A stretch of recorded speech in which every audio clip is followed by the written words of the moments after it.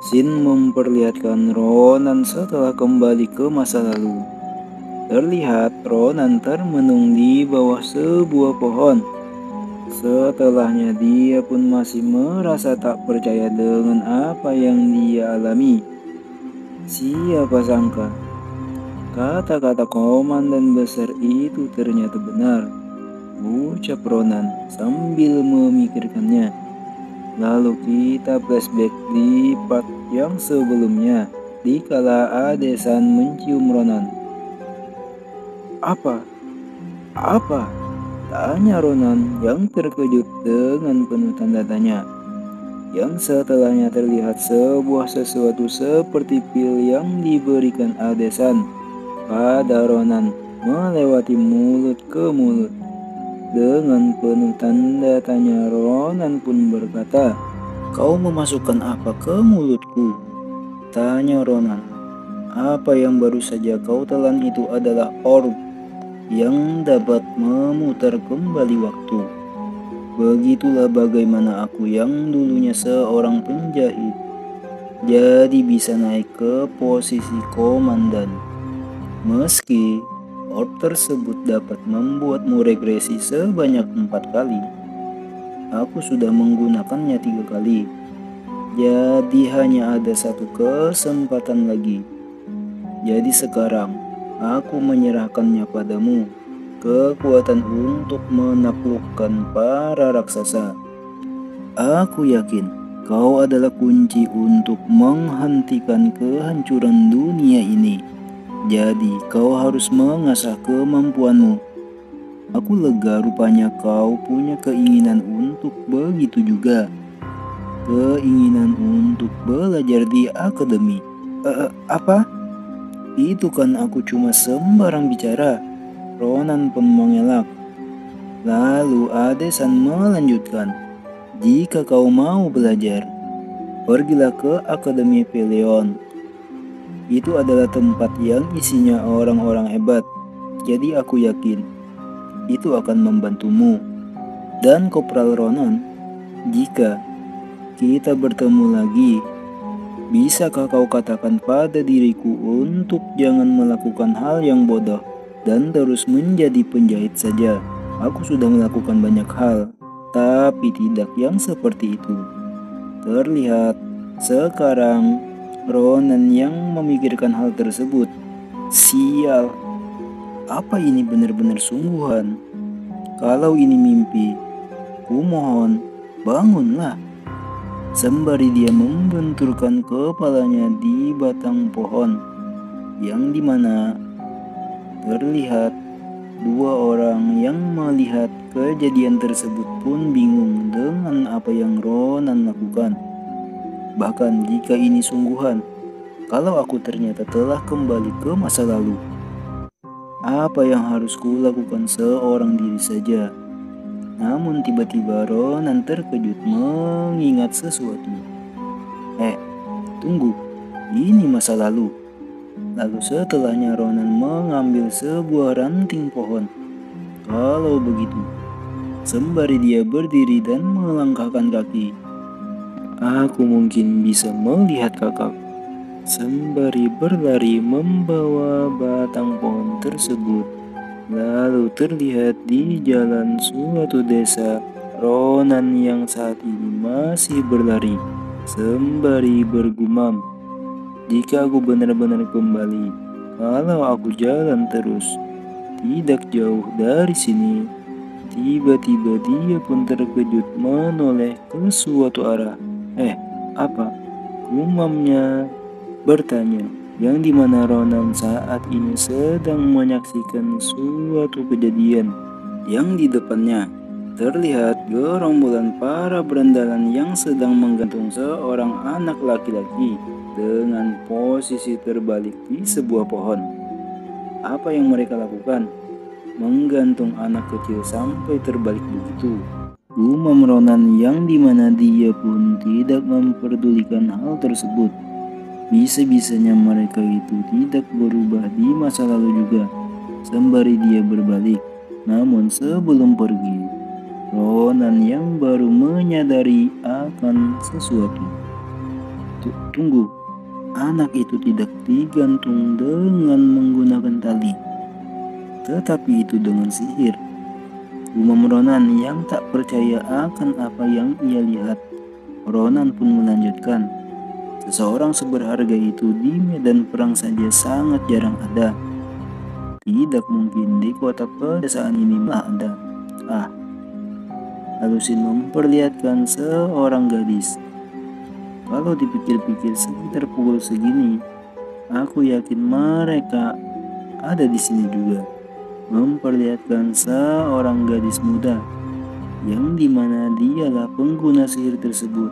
Gadis itu pun bergumam, sampai kapan mereka melakukan ini? Kalau begini terus, sesuatu yang buruk akan terjadi pada anak itu.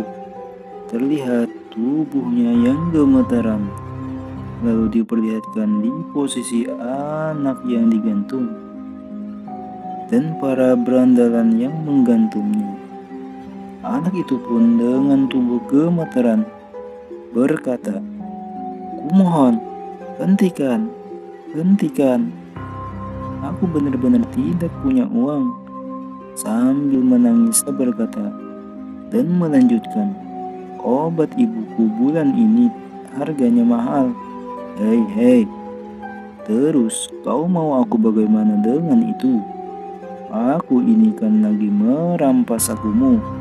Jadi buat apa aku harus memikirkan kesehatan ibumu?" Ucap berandalan itu dengan menyeringai. "Kalau kau ingin menjadi anak yang berbakti, kau seharusnya menghasilkan lebih banyak uang." Lalu berandalan itu menoleh ke arah gadis yang menggunakan sihir, lalu berkata, "Hei, si brengsek ini belum juga sadar diri, jadi angkatlah dia sampai ke atas pohon." Perintahnya pada gadis muda tersebut. Aku tidak berani. Jika aku menggantungnya lebih tinggi dan tidak sengaja menjatuhkannya, ucap gadis itu yang tidak mau menuruti apa kata berandalan itu. "Hah, padahal kau bukan perempuan. Kenapa kau sangat takut? Bukan dirimu yang digantung di sana." Lalu dengan marah si berandalan itu berkata lagi, "Diamlah dan angkat dia, Asele, sebelum kau digantung juga bersama dia." Melihat dan mendengar itu pun Asel sangat ketakutan. Kenapa semuanya malah seperti ini? Apa salah aku mempelajari sihir? Aku kan hanya ingin menunjukkan bahwa aku mahir dalam sesuatu juga. Aku harus bilang padanya bahwa aku tidak bisa melakukannya. Tapi aku takut sekali. Tidak, tetap aku harus mengatakannya. Lalu terlihat Asel yang mencoba memberanikan diri dan berkata, Kumohon hentikan." Dan plak, Ronan yang berada di belakang Asel pun memukul kepalanya dengan batang pohon sembari berkata, "Berhenti begitu, bodoh. Kau bisa membunuhnya." Asel pun merasa kesakitan. Karena kejadian itu, kontrol sihirnya pun terlepas, yang membuat anak yang digantung terjatuh. Para berandalan yang melihat itu pun terkejut. Dengan emosi, dia menoleh dan berkata, "Sialan, kau ini ngapain? Kau bahkan berhenti hanya karena dia menyuruhmu. Menurutmu ini lucu?" Asel pun mengelak. Tidak, aku tidak sengaja melakukannya." "Woi, Asel, berhenti mengkhawatirkan sampah sepertinya," ucap Ronan, "dan bicaralah padaku." Ronan, ungkap Asel yang sedikit tergagap karena melihat Ronan di depannya. Lalu Ronan berbicara, "Sekarang ada sesuatu yang ingin ku bicarakan denganmu. Terlihat si berandalan yang kesal diabaikan. Dia pun berkata, "Hei, dasar brengsek." Yang benar saja, Ronan tak menghiraukannya. Lalu Ronan bertanya pada Asel, "Dari mana kau mempelajari sihir telekinesis?" Asel pun menjawab, "Aku mempelajarinya dari sebuah grimoire yang kubeli dari seorang penjual keliling." Mendengar hal itu, Ronan bergumam, "Dia bisa sehebat ini dengan grimoire yang begitu murah." Terlihat si berandalan yang berteriak-teriak di belakang Ronan. "Ini luar biasa," ungkap Ronan. "Aku pasti bakal tahu lebih banyak jika aku teliti lagi," umam Ronan yang dimana dia sudah memikirkannya. Tapi dengan ini, saat nanti aku sudah menghadapi para raksasa itu, sreng, suara ini, suara pedang. Terlihat si berandalan yang sangat marah. Dia mengeluarkan pedangnya, lalu berkata, "Beraninya kau mengabaikanku. Tampaknya kau mulai sombong ya. Karena waktu itu aku sengaja kalah melawanmu. Tapi hari ini akan kuperbaiki tingkah lakumu itu." Sembari dia menerjang menyerang ke arah Ronan, sembari mengayunkan pedangnya, Ronan yang melihat pedang hampir mendarat di tempatnya pun bergumam, "Oh, ini pedang panjang sungguhan. Bagaimana berandalan ini bisa mendapatkannya?" Postur tubuhnya buruk sekali, tapi dia kuat. Dan itu cukup kalau untuk standar di sini. Tapi tentunya kalau denganku itu tidak cukup. Ronan pun berhasil dengan mudahnya menghindari serangan tersebut dengan menunduk ke belakang, yang membuat si berandalan pun terkejut. Dia menghindarinya dengan mudah. "Meski tubuhku lebih muda, ini sama saja," gumam Ronan. "Apa yang tertanam dalam diriku ketika aku masih seorang prajurit disiplin ialah indera bertarung." Hah, kau beruntung ya. Padahal tadinya aku ingin membuatmu cacat. Jadi bahkan tidak bisa memegang sendok pun untuk seumur hidupmu. Ronan pun menjawab, "Iya kan, aku cukup beruntung hari ini. Padahal selama hidupku aku selalu malang. Karena sudah seperti ini, berlututlah dan memohon ampun. Dengan begitu, aku akan ampuni nyawamu. Tapi tentunya kau tetap akan pulang hanya dengan sebelah tangan tersisa," ucap berandalan itu dengan sombongnya. "Wah, takut." Terlihat Ronan tanpa ekspresi mengejek si berandalan.